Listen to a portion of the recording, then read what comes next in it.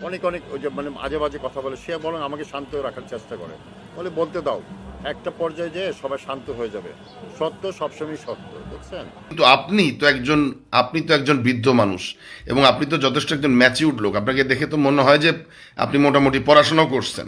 হ্যাঁ, কিন্তু আপনার কাজ কাম এরকম কেন? আপনার কাজ কাম তো এইগুলা মনে করেন যে মনে হচ্ছে যে আপনি ইন্টেনশনালি বিষয়গুলো করতেছেন। আসসালামু আলাইকুম। আমি আপনাদের কাছে দেখাবো খন্দকার মোস্তাক ও তিশার শেষ পরিণতি, যা আপনারা দেখলে অবাক হয়ে যাবেন। তো আজকের এই ভিডিওগুলো অত্যন্ত গুরুত্বপূর্ণ, তবে আশা করবো যে আপনারা এই সম্পূর্ণ ভিডিওটি দেখবেন, আর এই সম্পূর্ণ ভিডিওটি দেখলেই বিস্তারিত জানতে পারবেন। আর এই ভিডিওগুলো দেখানোর আগে আপনাদের কাছে আমার ছোট্ট একটি রিকোয়েস্ট, আপনাদের নাম চ্যানেলে নতুন হয়ে থাকেন তাহলে নিত্যতর আপডেট নিউজ সবার আগে পেতে আমার এই চ্যানেলটি সাবস্ক্রাইব করে আমার সাথেই থাকুন। আর এখন চলুন কথা না বাড়িয়ে আমরা এক এক করে ভিডিওগুলো দেখে আসি। কথা আছে যে চেহারা ধুয়ে তো আমি পানি খাবো না। বিষয়টা এরকম যে না। বয়সটা আমার কাছে কোনো বিষয় না। আমি তার সাথে ভালো আছি, সে অত্যন্ত ভালো একজন মানুষ। ওই যে আগেই বললাম, অত্যন্ত মানবিক, অত্যন্ত যত্নশীল। আর যারা আমাকে নিয়ে এই ধরনের কথাবার্তা চালাচ্ছেন, কোনো বাজে কথা বলছেন, তাদের উদ্দেশ্যে আসলে আমার কি আর বলার থাকবে। তাদেরকে আমি আল্লাহর কাছে দোয়া করবো, আল্লাহ যেন তাদেরকে হেদায়েত দান করে, আর এইসব বুলিং করা যেন তারা বন্ধ করে। আসলে মানুষ তো ভালো জিনিসকে অ্যাপ্রিসিয়েট করতে জানে না। তারপরেও আমার মনে হয় যে আমি তার সাথে ভালো আছি। মানুষের উচিত না যে কাউকে বুলিং করা, কারণ আমি তো আমার এতটুকু বয়স অবধি কারোর সাথে কখনই খারাপ ব্যবহার করিনি, কখনই কোনো খারাপ আচরণ করিনি। আমার কোনো ফ্রেন্ড এই কথাটা বলতে পারবে না। তো সুতরাং আমার মনে হয় যে কারোরই এটা উচিত না কারোর সাথে খারাপ আচরণ করা বা কোনো খারাপ কথা বলা। আমাকে বুলিং করা মানে আমাকে ছোট করা, এটা তো মানে আমি হেও হচ্ছি। এমন অনেক ঘটনা আছে যে মানুষকে বুলিং করার পরে সে মানসিকভাবে ভেঙে ভেঙে পড়ে, কেউ কেউ সুইসাইডও করে। তো আমাদের এগুলো থেকে আসলে দূরে সরে যাওয়া উচিত। মুস্তাকবার যে মেয়ে আছে সে আপনাকে কি বলে আর আপনি তাকে কি হিসাবে সম্পর্কে তো আমরা মা মেয়ে, কিন্তু আমরা আসলে বন্ধু। সে আমাকে তিশা বলে ডাকে আর আমি তাকে তারান্নুম বলে ডাকি। আমাদের মধ্যে বন্ধুত্বপূর্ণ সম্পর্ক, যা বললাম। যেমন হচ্ছে সে খুব প্রবলেমে থাকে আমাদের জন্য, কারণ কাউকে এখন একটা জিনিস কিনে দিলে পারে না, দিলে দুইটা করে দিতে হয়। যেমন সে আমাকে আরেকটা ফোন কিনে দিয়েছে, সবাই এটা নিয়েও সমালোচনা করেছে। আইফোন কিনে দিয়েছে, বলে যে আইফোনের জন্য এসেছে কিনা। বিষয়টা এমন না, সে আমাদের দুজনকে এই যে আইফোন কিনে দিল, ড্রেস কিনলে একসাথে দুজনকে দুইটা করে কিনে দিবে, আর আমরা একসাথেই ঘোরাফেরা করে একসাথেই খাই। সেও কখনো নিজের জন্য কিনলে একটা কিছু কিনে না, দুইটা কিনবে। যেমন সে কিছুদিন আগে একটা লিপস্টিক কিনেছে, আমার জন্য কিনেছে।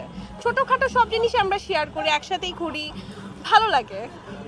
আসলে না, আমি কোনো কৌশলই তাদের প্রতি খাটাইনি। ওই যে বললাম, না, না, কৌশল তারাও আছে। অনেক ভালো মানুষ। কৌশল আমি কি আমি না, করলাম? কৌশল বলতে কি, মুস্তাক ভাই বলতে না চান? কোনো কৌশলের কিছু না। আমি এমনি বললাম কৌশলটা হলো, সে আমাকে একদিন জিজ্ঞেস করলো যে তার কি ভালো লাগছে আমার কাছে। আমি বললাম সে আমাকে বলছে যে আমি খুব মানবিক একজন মানুষ। আমি তার ভিতরে একটা জিনিস দেখি, তার ভিতরে কোনো হিংসা বিদ্বেষ কিছুই নাই। অনেক অনেক ওই যে মানে আজে বাজে কথা বলে, সে বরং আমাকে শান্ত রাখার চেষ্টা করে, বলে বলতে দাও, একটা পর্যায়ে যেয়ে সবাই শান্ত হয়ে যাবে। সত্য সবসময় সত্য, বুঝছেন? ওইটা বলে। তার ভিতরে কোনো লোভ লালস আমি দেখি নাই, একেবারেই দেখি না। আর আমার ফ্যামিলি, যেমন নরসিংদী আমার গ্রামের বাড়ি, আমার বাড়ি শিবপুর সৈয়দনগর গ্রামে আমার তার বাড়ি। ফ্যামিলির ওকে আমি রিকোয়েস্ট, তুমি গান গাও, তোমার গলা তো আমার কাছে ভালো লাগে। আমার গলা ভালো না, আমার ঠান্ডা লেগেছে, আমার না, গলা না, ভালো না। ঠিক আছে, আমরা কবিতার সুরে শুনি, আমরা গানের সুরে না হয়ে হোক, তুমি কিন্তু 2 লাইন একটা গান শোনাও, হ্যাঁ, অসুবিধা নেই, বলো একটা গান, কোনটা বলবা সেটা বলো।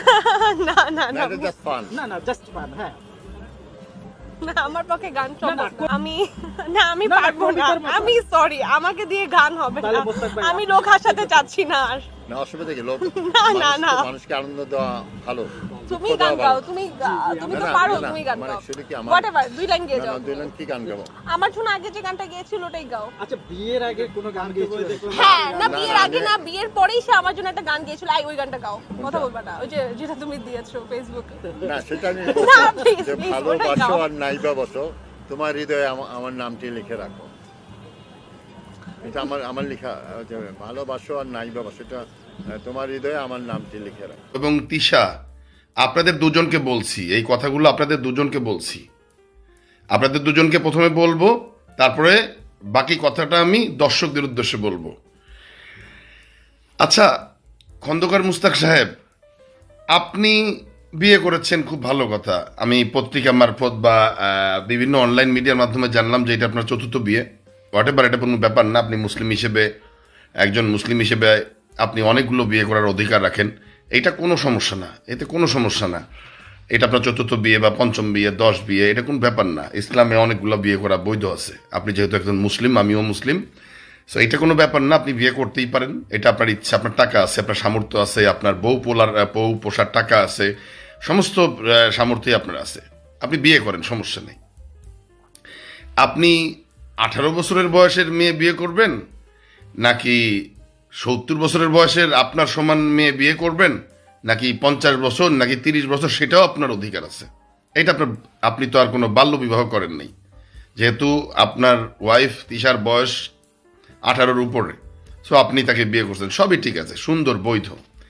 কিন্তু বিয়ে তো আসলে একটা মানুষের ব্যক্তিগত জীবন, প্রাইভেট লাইফ। বিয়েটা কিন্তু একটা মানুষের ব্যক্তিগত জীবন, এবং এটা একটা মানে ঘরের ভেতরে এই বিষয়টা থাকার বিষয়। আমরা সবাই বিবাহিত, আমারও বউ বাচ্চা আছে, কিন্তু ব্যক্তিগত জীবন আর আপনার বাইরের জীবন এটাকে এক করে ফেললে তো ভাই সমস্যা।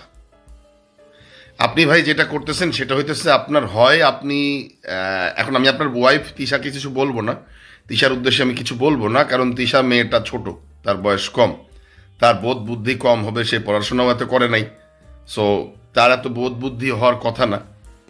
সে আবেগে ভাসবে, তার অনেক চাহিদা থাকতেই পারে, ভালোবাসার চাহিদাও থাকতে পারে, তার অর্থনৈতিক চাহিদাও থাকতে পারে, সে হোয়াট এভার, তার ইচ্ছা, সে আপনাকে বিয়ে করছে, আবেগ থেকে করছে হয়তো, যাই হোক, সেটা কোনো ব্যাপার না। কিন্তু আপনি তো একজন বৃদ্ধ মানুষ, এবং আপনি তো যথেষ্ট একজন ম্যাচিউর্ড লোক। আপনাকে দেখে তো মনে হয় যে আপনি মোটামুটি পড়াশোনাও করছেন, হ্যাঁ, কিন্তু আপনার কাজকাম এরকম কেন? আপনার কাজকাম তো এইগুলা মনে করেন যে মনে হচ্ছে যে আপনি ইন্টেনশনালি বিষয়গুলো করতেছেন।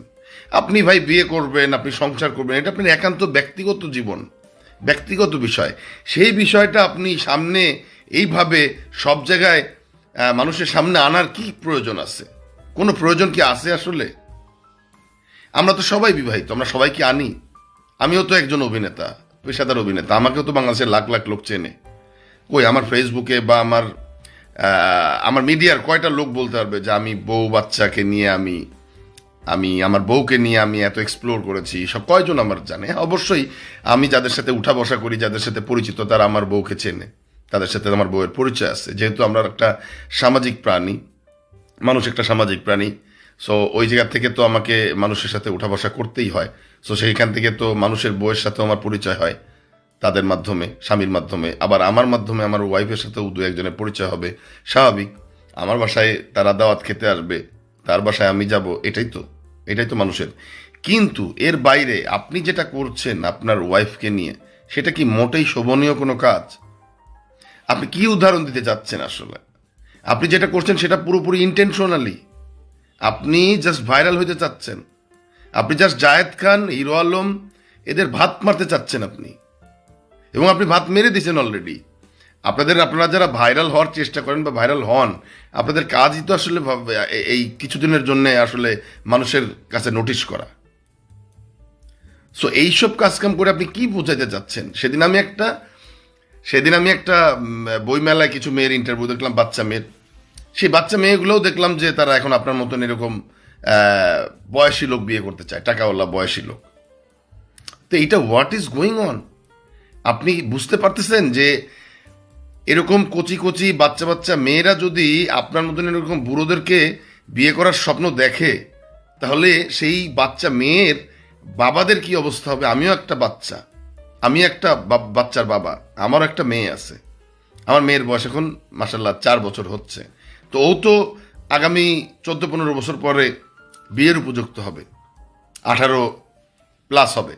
তখন ও যদি আপনাদের এই যে প্রভাবের কারণে যদি সমাজে একটা ট্রেন্ড সৃষ্টি হয়ে যায় এটা, হ্যাঁ, আর সেটার কারণে যদি আমার বাচ্চাও যদি বড় হয়ে যদি এরকম আপনার মতন এরকম বুড়ো বিয়ে করতে চায়, তাহলে বোঝেন আমাদের মতন বাবাদের কি অবস্থা হতে পারে। মানুষ যে কোনো মেয়েই একটা বুড়ো কেন, যে কোনো বয়সের বিয়ে করতে পারে, কিন্তু সেটা কিন্তু স্বাভাবিক ঘটনা না, সেটা একটা রেয়ার ঘটনা। স্বাভাবিক ঘটনা আর রেয়ার ঘটনা কিন্তু আলাদা বিষয়। একটা কথা আছে না, rare can not be example. তো আমি আশা করছি যে আপনারা সম্পূর্ণ ভিডিওটি দেখেছেন। আপনাদের যদি বিষয়টি নিয়ে কোনো মতামত থাকে আমাকে অবশ্যই কমেন্টে জানাবেন। আর আপনারা যদি চ্যানেলে নতুন হয়ে থাকেন তাহলে আমার এই চ্যানেলটি সাবস্ক্রাইব করে আমার সাথেই থাকুন। তো দেখা হচ্ছে পরবর্তী ভিডিওতে। সে পর্যন্ত সবাই ভালো থাকবেন, সুস্থ থাকবেন। আল্লাহ হাফেজ।